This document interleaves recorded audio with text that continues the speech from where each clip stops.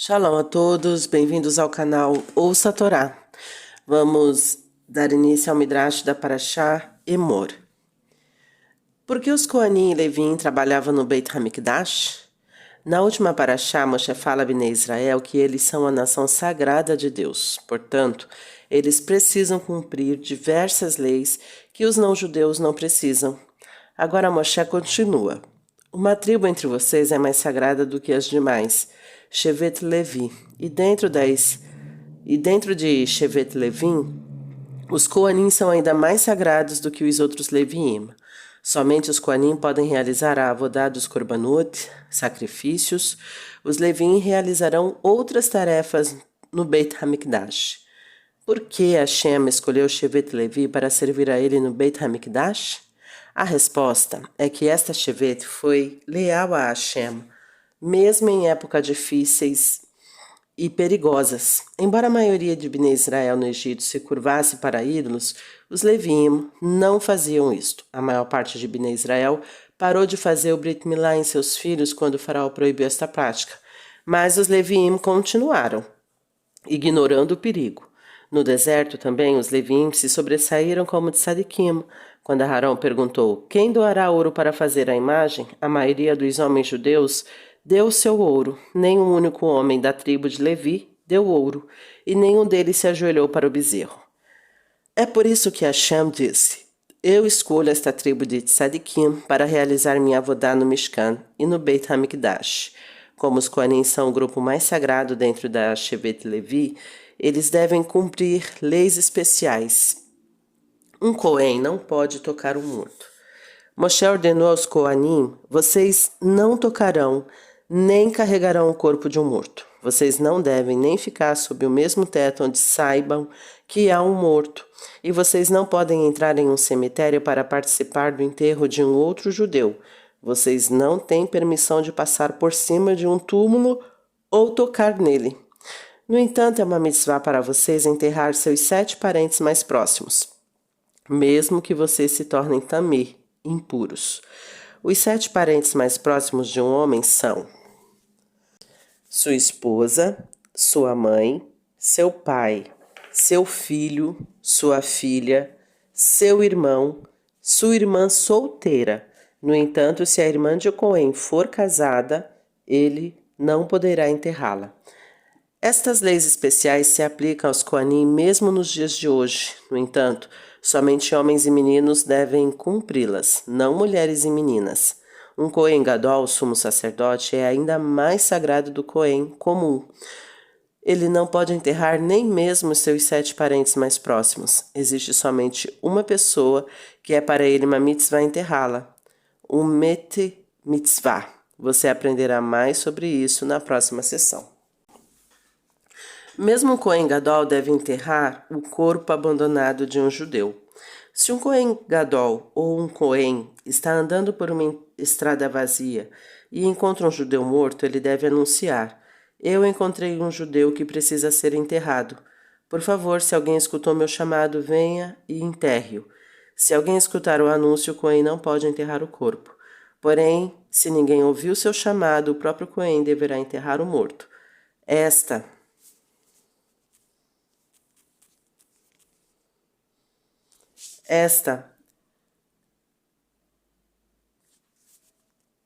é uma importante mitzvah, cuidar de um met mitzvah, um corpo abandonado de um judeu. Um Kohen que enterra um met mitzvah ou um de seus parentes se torna tameh.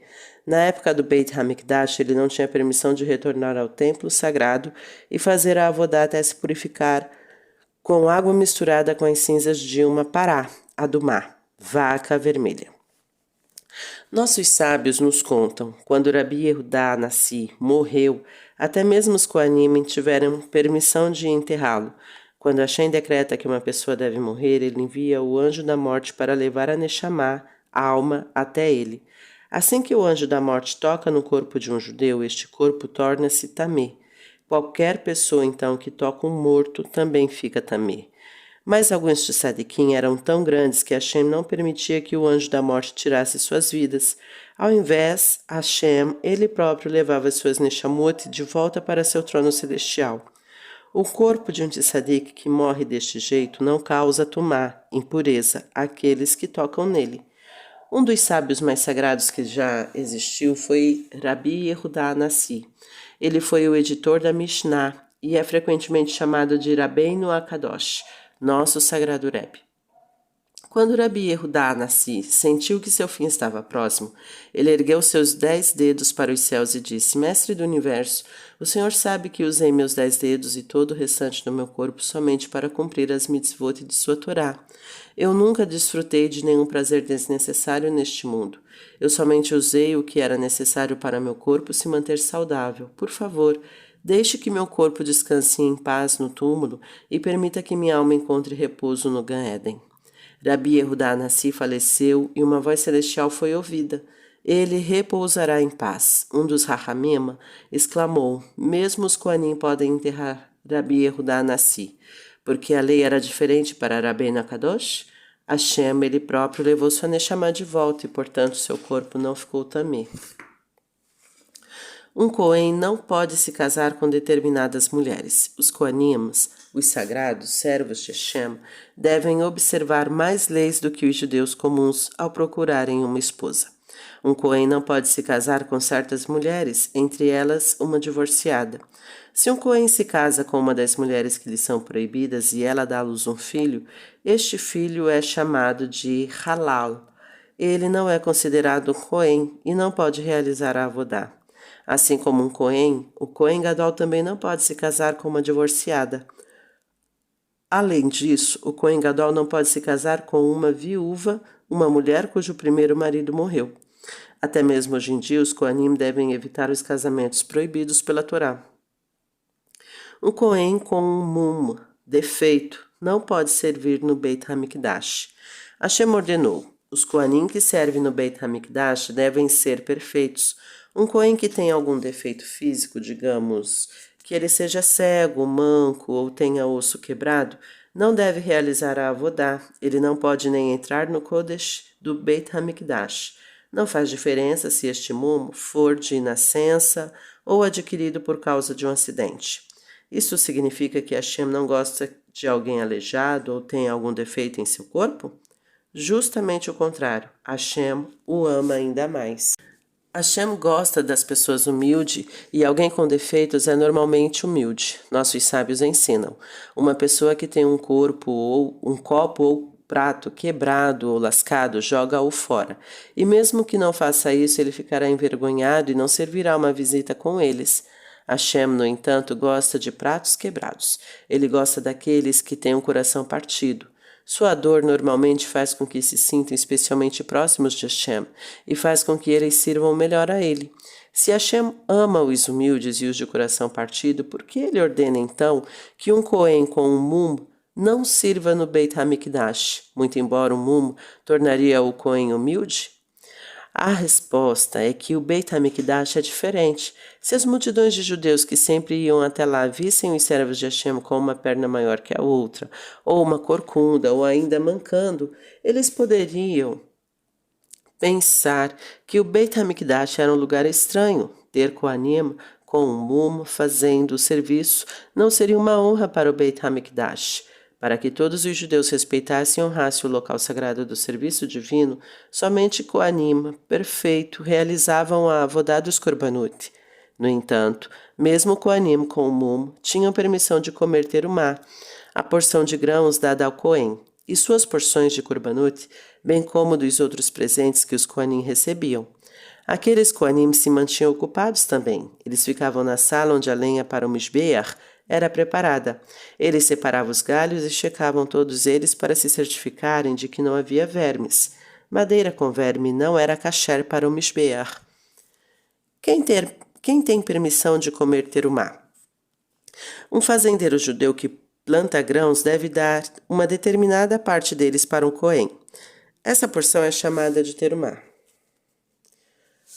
Como a terumá é sagrada, existem leis especiais sobre quem pode comê-la. Todo Cohen e sua família podem comer terumá se eles estiverem taor, puros.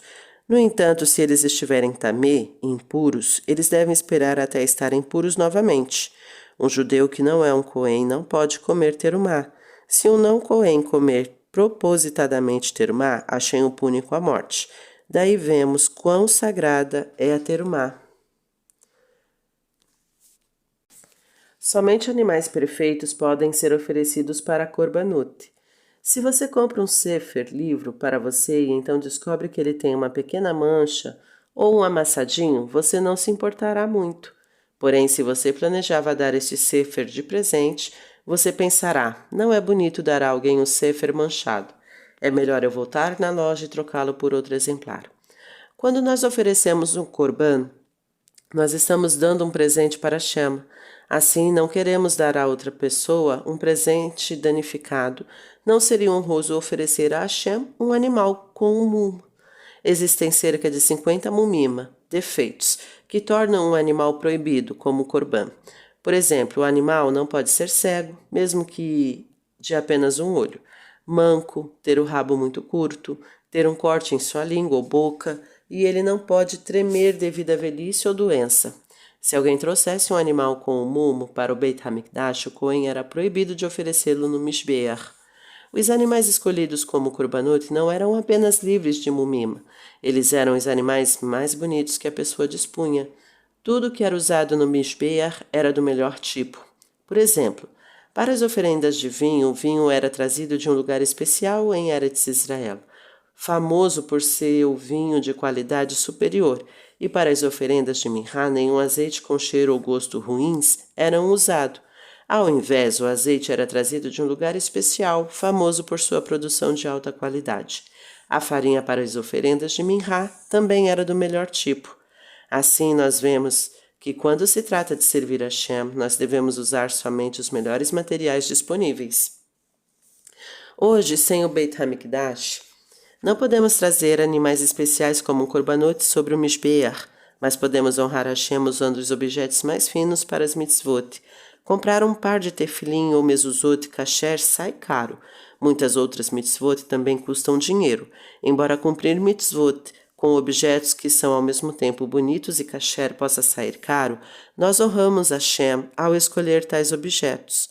A mesma ideia se aplica aos serafim, livros sagrados, e sidurim, livros de oração. Nós devemos sempre escolher o melhor a fim de honrarmos Hashem. A regra é: podemos ser econômicos ao gastar para nós mesmos, mas devemos ser generosos ao gastar para Hashem. Vamos continuar em outro dia. Tá gostando do conteúdo do canal? Então curta, comenta, compartilha. Ainda não é inscrito? Se inscreve, ativa o sininho e fica por dentro das novidades. Shalom a todos!